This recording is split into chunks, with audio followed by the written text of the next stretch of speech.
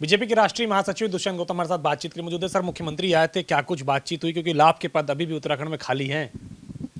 जितने लाभ के पद की चिंता आप लोगों के उससे कहीं कई गुना हमारे पास में है। जल्दी ही उसकी घोषणा कर दी जाएगी। और मुख्यमंत्री जी आए तो एक हमारे संबंध एक राजनीतिक संबंध है, उस पर चर्चा होना स्वाभाविक है। एक राजनीति करते करते पारिवारिक संबंध हो जाते हैं, तो उसके अनुसार वो दिल्ली आए थे, तो उस कर्टसी के नाते मिलने के लिए आए थे। क्योंकि उत्तराखंड में मंत्रिमंडल में अगर बात करें तो चंदन रामदास जी का दुखद निधन हुआ है, उसके बाद जगह खाली हुई है और भी तमाम सारे पद पहले से भी खाली थे, तो क्या मंत्रिमंडल का विस्तार भी संभावित होगा? सारी संभावनाएं खुली हुई हैं, चर्चा करेंगे, ऊपर नेतृत्व जैसे कहेगा वैसा काम करेंगे। एक सवाल हो रहा है, चार धाम यात्रा चल रही है और वहाँ पे अगर बात करें तो 5 मई तक रजिस्ट्रेशन रोका गया है। विपक्ष लगातार आरोप लगा रहा है कि आप लोग तैयारी बेहतर नहीं की है और वहाँ पे श्रद्धालुओं को काफ़ी जो है मुसीबतों का सामना करना पड़ रहा है। विपक्ष इंतजार कर रहा है कि बर्फ़ पड़ रही है और यात्रा को फिर चालू कर दें, कोई मरे तो अपनी राजनीति कर सकें। विपक्ष ये सोच रहा है। सारे देश ने उसकी सराहना की जो हमने 1 हफ्ते के लिए यात्रा को बंद किया है। वहाँ पर बर्फ़ पड़ रही है, आधे आधे टेंट बर्फ़ के अंदर दब गए हैं। इसलिए आदमी की जान माल की रक्षा करना हमारा प्रथम कर्तव्य है। उनकी रक्षा करना, उनके यात्रा करते हुए सारी सुविधाओं का वहाँ पे प्रावधान करना, वो हम कर रहे हैं और सब यात्री खुशी हैं। और प्रकृति के साथ में जिस प्रकार का वहाँ माहौल बना हुआ है, उसको भी देखते हुए आगे कदम बढ़ाया जा रहे हैं। कर्नाटक में विधानसभा चुनाव चल रहा है, कांग्रेस ने अभी घोषणा पत्र जारी किया और कहा कि अगर हमारी सरकार बनती है कर्नाटक के अंदर तो जिस तरीके से पीएफआई बैन हुआ है, हम बजरंग दल और बीएचपी को बैन करेंगे। ये एक राजनीतिक तुष्टीकरण है, क्योंकि उनको एक माइनॉरिटी के वोट चाहिए। इसलिए वो बयानबाजी इस प्रकार की करेंगे कि हिंदू चिढ़ जाएं।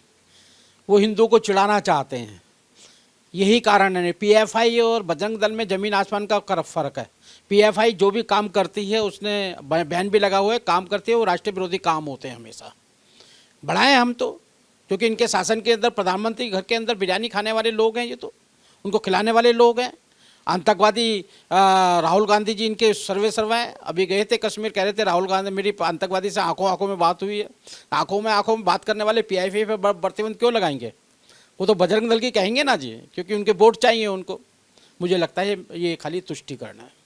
घोषणा पत्र में ये भी कहा गया कि राष्ट्रीय शिक्षा नीति जो आ रही है इसको भी लागू नहीं किया जाएगा कर्नाटका में। देखिएगा, क्योंकि राष्ट्रीय राजनीति जो शिक्षा नीति आई है, ये देश के लिए अच्छी है। आज़ादी के बाद जो हमें पढ़ाया गया, बिल्कुल उल्टा पढ़ाया गया। हमने आज़ादी कैसे प्राप्त की है, किन वीरांगनाओं ने अपनी आहुति दी है, कैसे हमने हमारा संघर्ष रहा है, वो आज हम अपनी शिक्षा नीति में नहीं डालना चाहते हैं। शिक्षा नीति में ये बताना चाहते हैं कि देश किस प्रकार से चला है और आने वाले समय के अंदर जो जो चुनौतियाँ हैं उनका किस प्रकार से मुकाबला किया जाएगा। लेकिन ये लोग वही दिखाना चाहते हैं जिसमें मुस्लिमों ने राज किया, मुगलों का शासन रहा है, मुगला हमारे पास हमारे आदर्श रहे हैं। ऐसा नहीं हो सकता। हिंदुस्तान में हिंदुस्तान का आदर्श हमारे हिंदू नायक ही रहे हैं।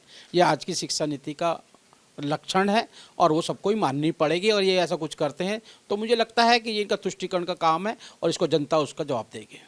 एक सवाल और, उत्तर प्रदेश में निकाय चुनाव चल रहे और सभी सांसदों को दायित्व दिया गया अपने अपने क्षेत्र में ज़्यादा पंचायतों पे चुनाव जिताने का, तो कैसे 2024 का रोड मैप माने कि जो सांसद ज़्यादा बेहतर परफॉर्मेंस करेगा उसकी टिकट पक्की होगी?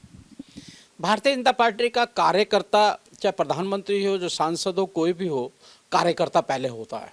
और कार्यकर्ता के नाते सांसद है तो उसका फर्ज बनता है कि अपने क्षेत्र में जाए, लोगों को वोट मांगे और उनको अपने जो प्रतिनिधि खड़े हैं उनको जिताने का काम करे।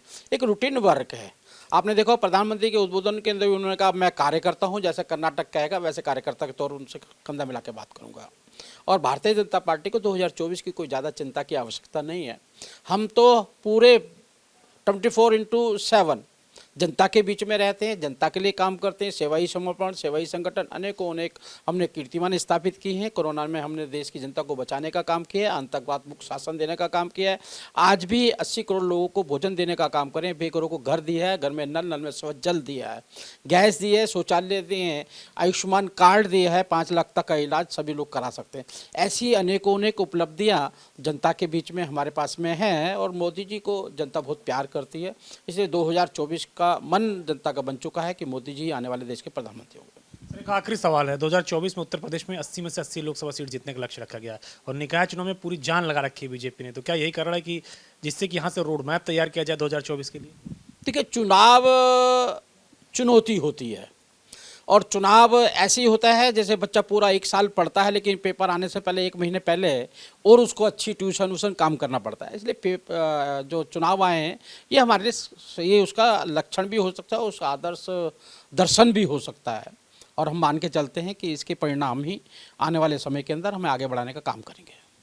शुक्रिया हमसे बातचीत करने के लिए। बीजेपी के राष्ट्रीय महासचिव दुष्यंत गौतम जी ने तमाम सारे मुद्दों पर एबीपी गंगा से खास बातचीत की। कृष्ण गोपाल के साथ अविनाश तिवारी, एबीपी गंगा, दिल्ली।